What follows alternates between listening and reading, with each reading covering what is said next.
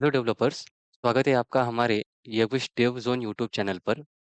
तो दोस्तों, previous video में हमने सी शार्प प्रोग्रामिंग में वेरिएबल्स टॉपिक को स्टार्ट किया था। उसमें हमने सीखा था कि वेरिएबल क्या होते, उसे हम क्यों यूज़ करते और साथ ही में वेरिएबल को डिफाइन कैसे करते, ऐसे कुछ रूल्स हमने डिस्कस किया था।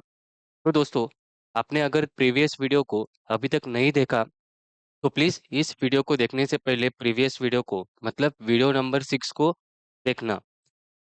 तो फ्रेंड्स, वीडियो को स्टार्ट करने से पहले आप सभी को दिल से रिक्वेस्ट है कि हमारे चैनल को सब्सक्राइब करना ना भूलें। तो चलिए वीडियो को स्टार्ट करते हैं।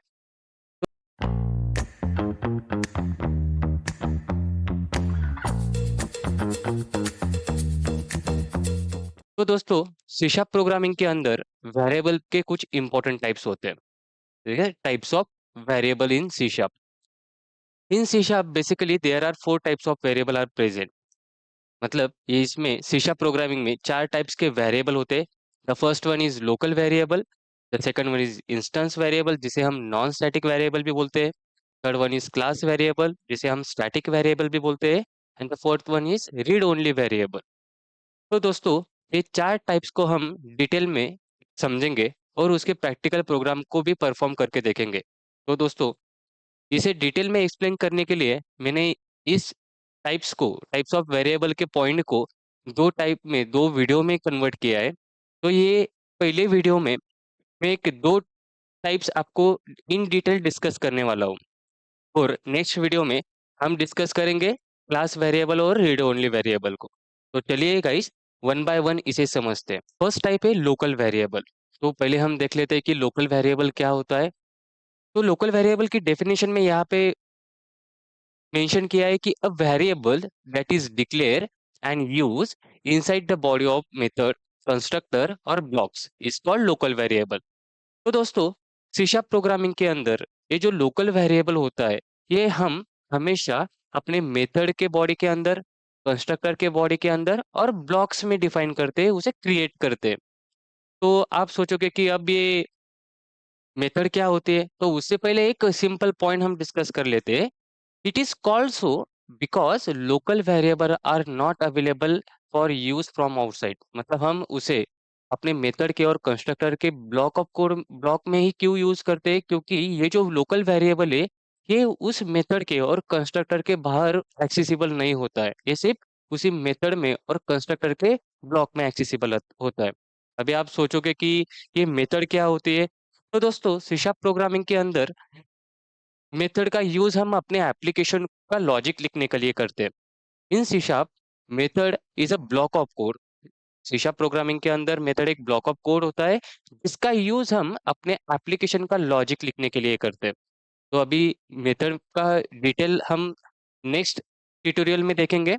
तो तब तक के लिए सिर्फ इतना ही याद रखो कि मेथड एक ब्लॉक ऑफ कोड होता है जिसका यूज हम अपने एप्लीकेशन का लॉजिक लिखने के लिए करते हैं। Then the second point is we must assign a local variable with a value at the time of creating. If you use a local variable without initializing a value, then you will get a compile time error। तो दोस्तों, यहाँ पे इसका मतलब ये होता है कि जब भी हम सी शार्प प्रोग्रामिंग में लोकल वेरिएबल को मेथड के अंदर क्रिएट करेंगे, तो उसे फर्स्ट हमें इनिशियलाइज करना होगा। अभी इनिशियलाइज मतलब उस वेरिएबल को हमें वैल्यू असाइन करना जरूरी होता है। और if we create a local variable without initialising the value, मतलब हमने एक वेरिएबल क्रिएट कर लिया लेकिन उसे हमने वैल्यू ही असाइन नहीं की, then it will give an compile time error. तो सपोज हमने यहाँ पे मैंने फॉर एग्जांपल लिखा है कि सपोज यहाँ पे x नाम का मैंने वेरिएबल क्रिएट किया और उसको मैंने वैल्यू असाइन नहीं की, तो हमें कंपाइल टाइम एरर में एक एरर मिलेगा, the variable x not have been initialise, मतलब वो इनिशियलाइज नहीं है। तो ये हमें ये एरर देता है।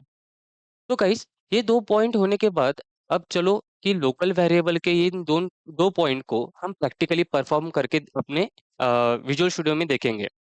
तो सबसे पहले मैं अपना विजुअल स्टूडियो ओपन कर लेता हूँ। तो विजुअल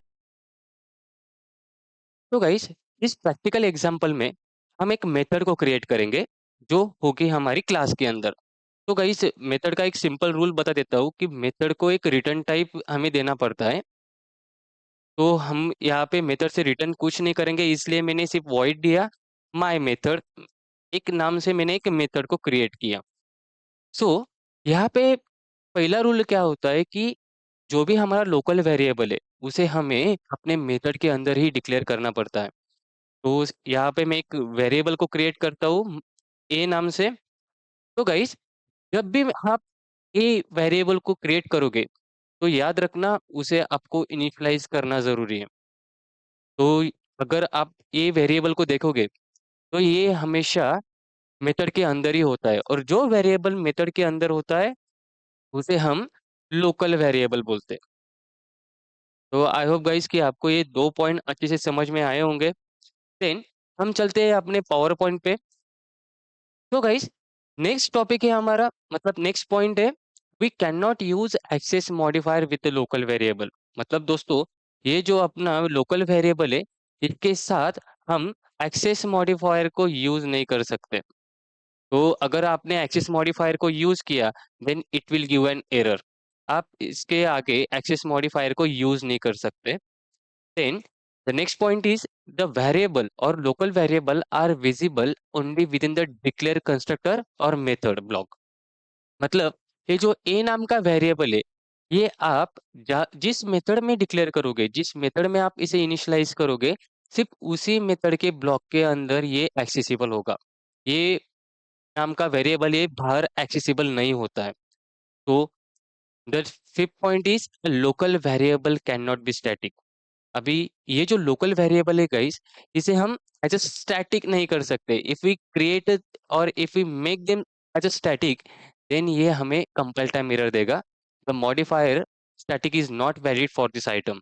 मतलब हम लोकल वेरिएबल को स्टैटिक नहीं कर सकते। तो दोस्तों, लोकल वेरिएबल क्या होता है, ये हमने प्रैक्टिकली उसके रूल के साथ तो समझ लिया, पर आपके माइंड में अभी भी कुछ सवाल जरूर होंगे।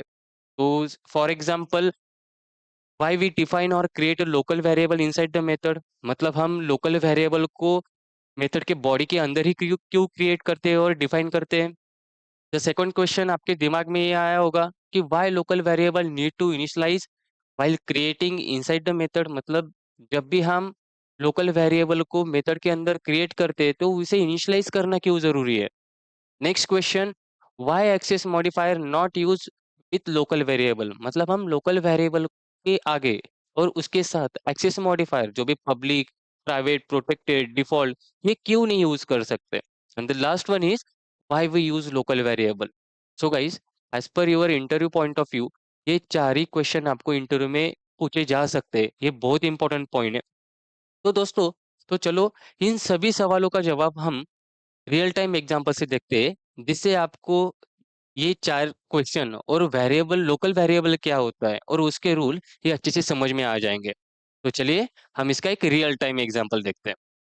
तो let's understand this all rule with the real time example. तो गाइस, सपोज ये हमारा बैंक है और इसे हम एज़ अ क्लास कंसीडर करते हैं। इस बैंक को हमने क्लास कंसीडर किया और मैंने यहाँ पे एक क्लास क्रिएट किया आईसीआईसीआई नाम से। तो देन हम इस बैंक के अंदर हमें अपना अकाउंट क्रिएट करना है। तो हमने वो क्रिएट कर लिया। मतलब यहाँ पे इस बैंक के अंदर मेरे पास एक मेथड है अकाउंट नाम से, तो ये क्लास के अंदर ही होगी। तो मेथड को बॉडी होती है, तो वैसे ही मैंने एक मेथड क्रिएट किया है अकाउंट नाम से।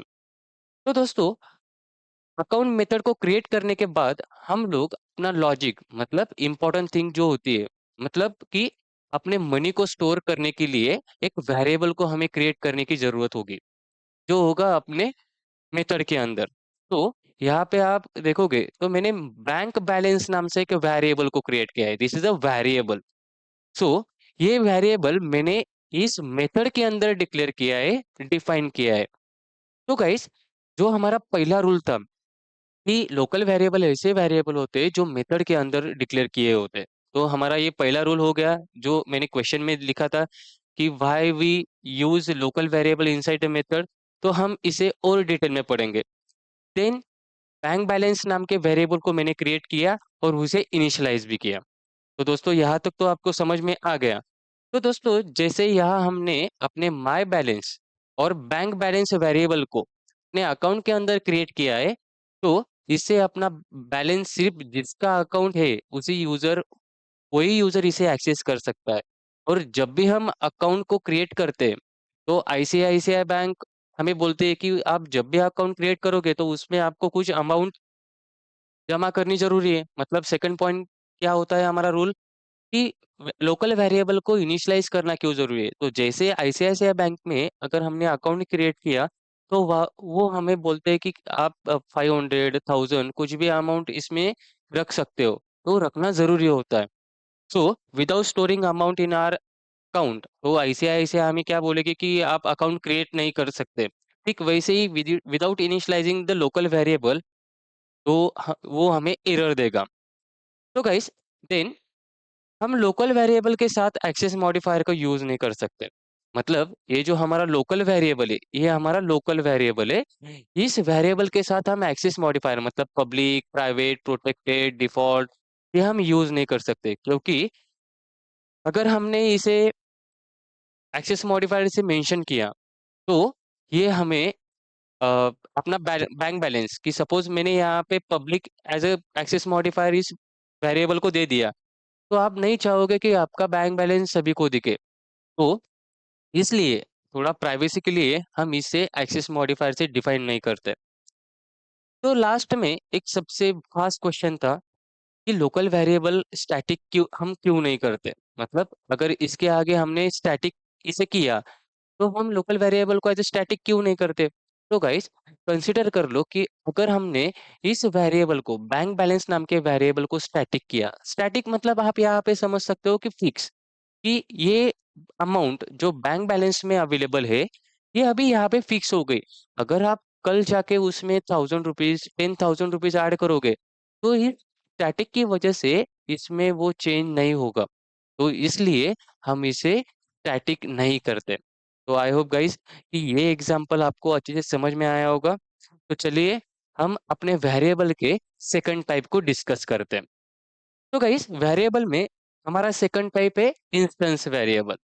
तो पहले हम इसकी डेफिनेशन को देख लेते हैं। तो पहले डेफिनेशन में वो क्या बोल रहा है, a variable that is declare inside a class but outside the body of method constructor और blocks, this is known as और this is called as instance variable. तो दोस्तों इंस्टेंस वेरिएबल मतलब ऐसे वेरिएबल जो क्लास के अंदर तो होंगे लेकिन मेथड के बाहर होंगे। मतलब opposite as local variable, local variable को हम मेथड के अंदर क्रिएट और डिक्लेयर करते हैं और इंस्टेंस वेरिएबल वेरिएबल को हम outside the body of method करते हैं। Then second point is this variable is available for entire class. तो गाइस जब भी आप इस वेरिएबल को इंस्टेंस वेरिएबल को अपने मेथड के बाहर डिक्लेयर करोगे तो ये वेरिएबल हर कोई एक्सेस कर सकता है अपने क्लास के अंदर। ये अपने क्लास के अंदर जो भी मेंबर होते हैं उन सभी को ये एक्सेसिबल होता है। Then it is also called as non static variable. मतलब गाइस इंस्टेंस वेरिएबल को ही हम बोलते हैं नॉन स्टैटिक वेरिएबल। तो दोस्तों यहाँ पे एक आपने पॉइंट अगर डिस्कस किया कि ये जो इंस्टेंस है इसका मतलब हम ऑब्जेक्ट लेते हैं, इंस्टेंस को ही बोलते हैं हम ऑब्जेक्ट। तो गाइस ये जो इंस्टेंस वेरिएबल को हम ऑब्जेक्ट का वेरिएबल भी बोल सकते हैं। और दोस्तों इसके नाम से ही हमें पता चलता है कि अगर ये ऑब्जेक्ट का वेरिएबल है तो इसे हमें ऑब्जेक्ट और इसे हम ऑब्जेक्ट के बिना एक्सेस नहीं कर सकते। तो हम इसे ऑब्जेक्ट को क्रिएट करके ही एक्सेस करते। तो अब हमें ऑब्जेक्ट क्या होता है ये हमने फर्स्ट वीडियो प्रीवियस वीडियो में भी पढ़ा था। तो ऑब्जेक्ट को क्रिएट कैसे करते हैं ये हम इस प्रोग्राम में देखेंगे। So guys then the next point is it is created when object is created. मतलब जब आप ऑब्जेक्ट क्रिएट करोगे तो इंस्टेंस वेरिएबल को आप क्रिएट कर सकते हो, एक्सेस कर सकते हो। Then we can also use access modifier with the instance variable and if we do not specify any modifier then default access modifier will be use by default. तो दोस्तों आप इंस्टेंस वेरिएबल के साथ access modifier use कर सकते हो और अगर आपने उसे वहाँ पे स्पेसिफाई नहीं किया अपने एक्सेस मॉडिफायर को तो वो बाय डिफॉल्ट डिफॉल्ट एक एक्सेस मॉडिफायर उसको मेंशन करता है। Then the last point is it is not necessary to initialize the instance variable. मतलब गाइस जब भी आप आपके प्रोग्राम में इंस्टेंस वेरिएबल को डिक्लेयर करोगे, क्रिएट करोगे अपने मेथड के बाहर, तो उसे इनिशियलाइज़ इनिशियलाइज़ करने का एक सिंपल मीनिंग होता है वैल्यू देना। वैल्यू देना। मतलब फॉर एग्ज़ाम्पल अगर हमने यहाँ पे ए नाम का वेरिएबल किया, तो अगर हमने इसे इनिशियलाइज़ हमें करना है, तो हम इसमें वैल्यू देते हैं। तो इसी को बोलते हैं इनिशियलाइज़ करना। तो इंस्टेंस वेरिएबल में ये ऐसा नेसेसरी नहीं है कि आप उसको इनिशियलाइज़ करें। तो गाइज़ आई होप आपको ये 5 के 5 पॉइंट्स 101% समझ में आए होंगे। तो चलो इसका एक रियल टाइम एग्ज़ाम्पल उसी सेम एग्ज़ाम्पल से रिलेट करते हैं। तो सपोज़ यहाँ पे जो हमारा प्रीवियस एग्ज़ाम्पल था, उसमें ये हमारा लोकल वेरिएबल था। लोकल वेरिएबल तो यहाँ पे मैंने एक वेरिएबल को क्रिएट किया है जिसका नाम है यूज़र नेम और उसका डेटा टाइप है स्ट्रिंग मतलब जो भी यूज़र का नेम होगा, वो मैंने यहाँ पे उसे डिक्लेयर किया है। लेकिन गाइज़ अगर आप यहाँ पे देखोगे, तो मैंने ये जो मेथड है, ये मेथड के बाहर इस वेरिएबल को डिक्लेयर किया है जिसे हम बोलते हैं इंस्टेंस वेरिएबल जिसे हम बोलते हैं इंस्टेंस वेरिएबल। तो गाइस जब भी आप इंस्टेंस वेरिएबल को और कोई भी वेरिएबल को अपने मेथड के बाहर डिक्लेयर करोगे, तो वो होता है अपना इंस्टेंस वेरिएबल। तो आपके दिमाग में और एक क्वेश्चन आएगा कि योगेश भाई, अगर फॉर एग्जांपल इसी वेरिएबल को हमने इस मेथड के अंदर डिक्लेयर किया और क्रिएट किया, तो क्या हो सकता है? तो गाइस आपको पता है कि जो भी वेरिएबल अपने मेथड के ब्लॉक और बॉडी के अंदर होते हैं, वो अपने आप क्या बन जाते हैं? लोकल वेरिएबल बन जाते हैं। मतलब अगर हमने इस वेरिएबल को इस मेथड के अंदर डिक्लेयर किया, तो ये इंस्टेंस वेरिएबल नहीं होगा, ये क्या होगा? ये इधर लोकल वेरिएबल बन जाएगा। तो आई होप गाइस कि आपको इंस्टेंस वेरिएबल और लोकल वेरिएबल क्या होते हैं ये अच्छे से समझ में आया होगा। तो दोस्तों आशा करता हूँ कि आज का वीडियो आपको अच्छा लगा होगा। तो मिलते हैं नेक्स्ट वीडियो में। तब तक के लिए धन्यवाद।